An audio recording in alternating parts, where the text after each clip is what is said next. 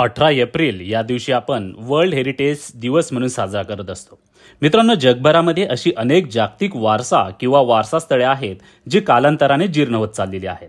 आता या वारसा स्थळांचा सुवर्ण इतिहास आणि बांधकाम जर जतन करायचं असेल तर अशा प्रकारे आपल्याला समाजामध्ये माणसांमध्ये जागृती निर्माण करावी लागेल, म्हणून हा दिवस आपण साजरा करत असतो।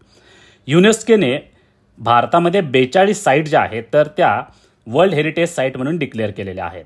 त्यापैकी कल्चरल ह्या 34 साईट आहेत आणि महाराष्ट्रामधील अजंता, एलोरा आणि आपण ज्याला छत्रपती शिवाजी टर्मिनस म्हणतो तर ती 2004 मध्ये आणि रिसेंटली व्हिक्टोरियन गोथिक आर्ट जे आहे मुंबईमध्ये 2018 मध्ये ती इन्क्लूड करण्यात आली होती। दुसरी कॅटेगरी आहे नॅचरल, यामध्ये भारतातील 7 साईट्स आहेत आणि महाराष्ट्रामधील वेस्टर्न घाट 2012 मध्ये या लिस्टमध्ये इन्क्लूड करण्यात आला होता।